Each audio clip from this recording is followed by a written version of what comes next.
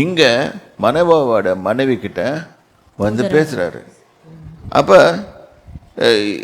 எங்கே இருந்து வந்தீர் என்று நான் அவரிடத்தில் கேட்கல முடியல, ஏன்னா பயமாக இருக்குது.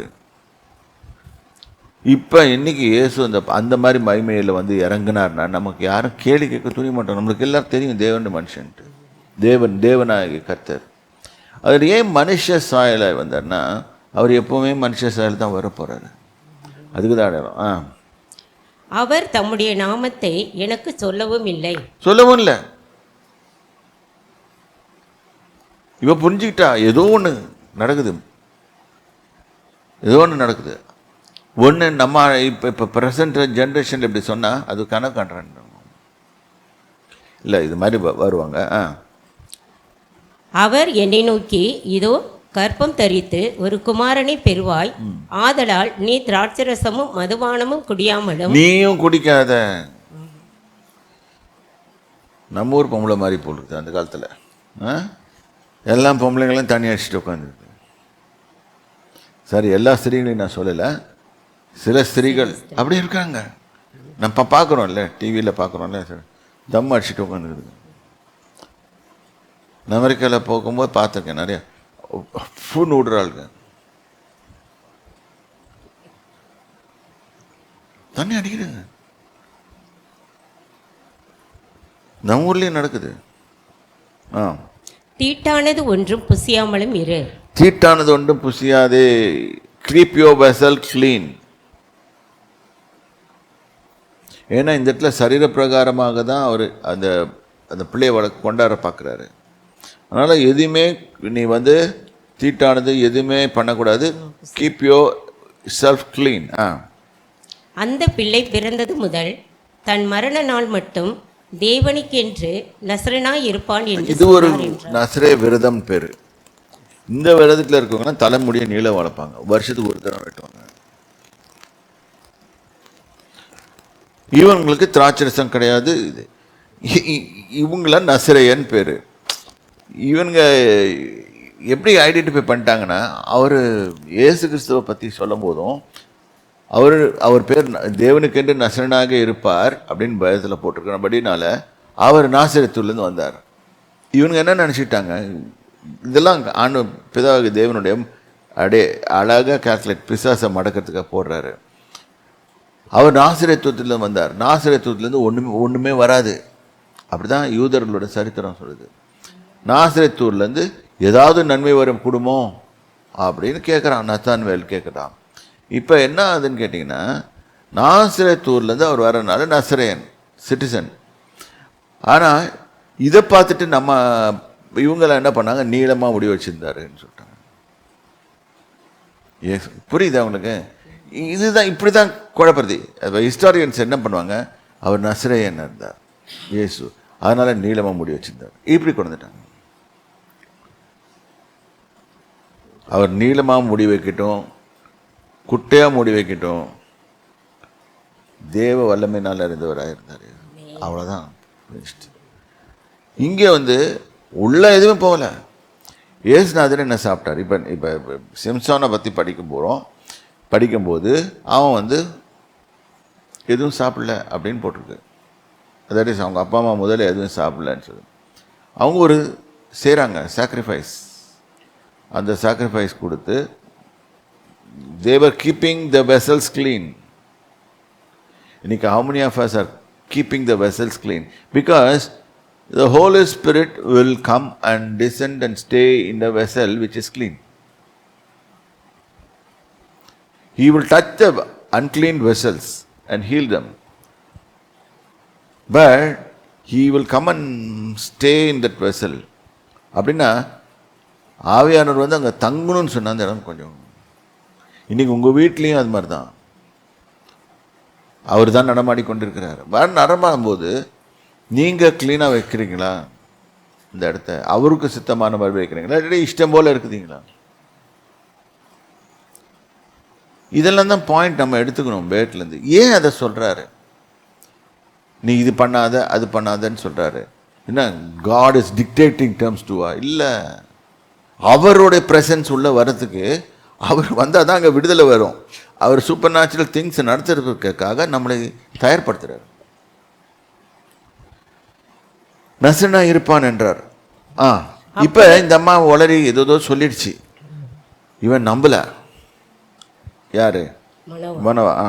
அப்பொழுது மனோவா கர்த்தரை நோக்கி விண்ணப்பம் பண்ணி, என் ஆண்டவரே, நீர் அனுப்பின தேவனுடைய மனுஷன் மறுபடியும் ஒரு விசை எங்களிடத்தில் வந்து பிறக்கப் போகிற பிள்ளைக்காக நாங்கள் செய்ய வேண்டியது எங்களுக்கு கற்பிப்பாராக என்று வேண்டி திருப்பியும் கேட்கிறான். புத்தியுள்ள ஹஸ்பண்ட், புத்தியுள்ள ஸ்திரீ மாதிரி புத்தியுள்ள கணவன். ஸ்திரீ என்னமோ சொல்லிடுச்சு பயத்தில். சரி, அவங்களுக்கு ஒரு பயம் வரும். சரி, அந்த மாதிரி தேவனாகிய கர்த்தருடைய பிரசன்ஸ் தடால்னு வந்து இறங்குச்சுன்னா நம்ம எல்லாருமே பயப்பட தான் செய்வோம். சரியா? தேவன் மனோவாவின் சத்தத்துக்கு செவி கொடுத்தார். அந்த ஸ்திரீ வயல்வெளியில் இருக்கும். தேவன் எல்லாருடைய சத்தத்துக்கு செவி கொடுக்கிறாரு. உங்க சத்தத்துக்கும் செவி கொடுக்கிறாரு, நம்ம சத்தத்துக்கும் செவி கொடுக்கிறாரு. ஆனா ஒண்ணு, நம்ம என்ன சத்தத்துக்கு செவி கொடுப்பாரு, கேட்டுதான் இருக்கிறாரு. ஆனா என்ன நம்ம ஜெபம் பண்றோன்றதை பொறுத்து இருக்கு. கர்த்தாவே உங்களுடைய சித்தத்தை நான் எப்படி செய்யணும்னு கேட்டீங்கன்னா சொல்லி கொடுப்பாரு. இப்போ நம்ம ஜெபம் பண்ணுறதெல்லாம் எப்படி இருக்குது? கர்த்தாவே என்னை ஆசீர்வதியும், கர்த்தாவே என்னை வழி நடத்துங்க, என்னை ஆசீர்வதிங்க, என் பிள்ளைய ஆசீர்வதிங்க, என்னை இருக்குன்னா மற்றவனோட நான் நல்லா இருக்கணும். இப்படி தானே ஜெபம் பண்ணுறோம். எத்தனை பேர் அப்படி உண்மையாக ஜெபம் பண்ணுறீங்க? இது பரிசுத்த ஸ்தலம். பொய் சொல்லக்கூடாது. மற்றவங்கள நல்லா இருக்கட்டும், தப்பு இல்லைம்மா. எல்லாரையும் உயர்த்தி தான் வைக்கிறாரு, தப்பு இல்லை அதில். ஆனால் இது can be considered a little selfish prayer. எல்லாருமே அது மாதிரி ஜெபம் பண்ணாங்கன்னா எப்படி? நம்பர் 1, நம்பர் 2, நம்பர் 3ன்னு இருக்கணும்ல. 100, 60 and 30 அப்படின்னு இருக்குது கிரேடு. எதில் கொண்டு போய் வைப்பார் ஆண்டவர்?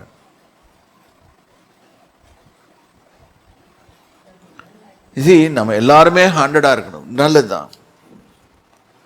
ஆனால் நம்ம மக்களில் எந்த இடத்துல சொல்கிறாங்கன்னு சொன்னால், அவனை விட நான் உயரமாக இருக்கணும், அந்த தான் ப்ராப்ளம் ஸ்டார்ட் ஆகுது.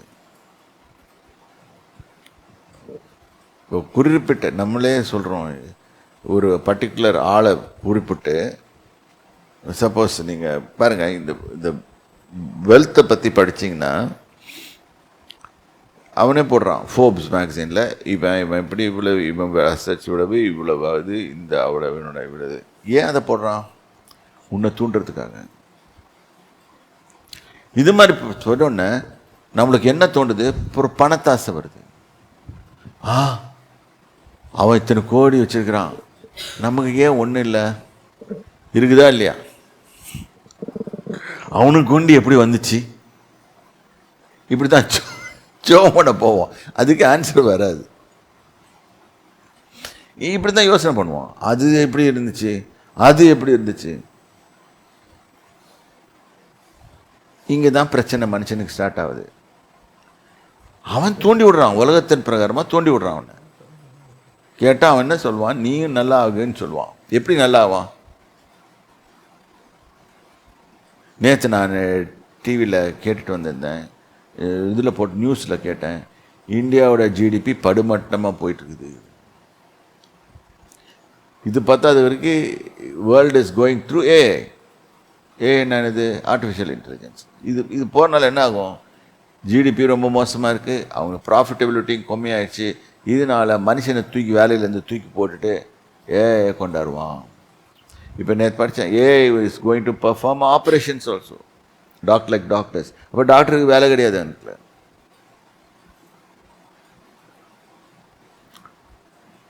இது 666 ரெடி ஆகுது. நல்லா இருக்குது. சோல்ஜர்ஸ் ஏஐ ஓகே, அது ஓகே சொல்லலாம். ஏன்னா சோல்ஜர்ஸ் உயிர் போகக்கூடாது, அதனால போட்டு அது பண்ணிக்கு வேற காமிக்கிறான். ஒவ்வொருத்தன் பின்னாலேருந்து கட்டையை வச்சு அடிக்கிறான். அதை அடித்த உடனே தொப்புன்னு கீழே விழுந்துட்டு திருப்பி எழுந்திரிச்சு சுடுது. நம்மளை அடித்தா என்ன ஆகும்? அந்த கட்டையில் ஓங்கி அடிக்கிறான், நம்ம ஃப்ளாட் ஆகிடுவோம். அதுக்கு மெஷின் போடலாம். ஆனால் இங்கே என்ன தெரியுது? எல்லாமே அதுதான். உங்களுக்கு தெரியுமா, ஃப்யூச்சரில் பொண்டாட்டியும் ஏஐ தான். கல்யாணம் ஆகாதவங்களாம் யோசனை பண்ணி பார்த்துக்கோங்க. பொண்டாட்டி ஆர்கியூ பண்ணாது, சண்டை போடாது உங்கள்கிட்ட. நீ சொல்கிறத செய்துட்டு போகும். நீ உட்காரணும், எனக்கு கறி குழம்பு செய்து கொடு, நான் செய்து கொடுக்கும். ஆனால் கரெக்டாக வச்சிடணும். இங்கே தான் மசாலா, அங்கே தான் இது, எல்லாம் செய்யும். But no feelings. அதையும் அதை எப்படி கிரியேட் பண்ணுறாங்கன்னா, ஹியூமன் ஸ்கின் மாதிரி இது ஸ்கின்னை போற்றி, ஹியூமன் மாதிரியே ஸ்கின் போற்றி உள்ள இதெல்லாம் போட்டு ஒரு மனுஷன் மாதிரியே உண்டாக்கி கொடுக்குறாங்க. இது விலை வந்து $20,000. இன்னும் ஃப்யூச்சரில் குறையுமா விலை?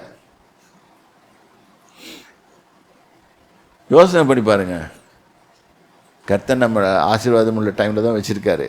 ஃப்யூச்சரில் எப்படி தான் இருக்கும். அவங்க சொல்கிறாங்க, இனிமேல் மனுஷன் வந்து 8 பில்லியன் பீப்புள் உலகத்தில் இருக்கிறாங்க. இனிமேல் இது வந்து 100 பில்லியன் ஆகிடும். 100 பில்லியன் ரோபோட்ஸ் கிரியேட் பண்ண போகிறாங்க. அதை கிரியேட் பண்ணி, see this is what the problem is, they run out of ideas and do all these things. ஃபைனலாக ஒரு நாள் அதுங்க தான் டேக் ஓவர் பண்ணுவோம். then they will become the king and we will become the slaves. அப்படி தான் ஈஸியாக monitor பண்ண முடியும். எல்லாம் ப்ரோக்ராம்டு. அது மாதிரி இப்போ வந்து இந்த தெருவில் யோகிமா நடந்து போனாங்கன்னா அவங்கள ஸ்பாட் பண்ணிட்டு, யோகேஸ்வரி வயசு இவ்வளவு எல்லாம் கரெக்டாக சொல்லிடும். வயசு இந்த இடத்துல போயிருக்காங்க அப்படின்னு சொல்லி அது இன்ஃபர்மேஷன் வாங்கியிருக்கோம். இல்லை, ஒரு உதாரணத்துக்கு சொல்கிறேன் நான். இன்றைக்கி நம்ம எப்படி இருக்கிறோம்?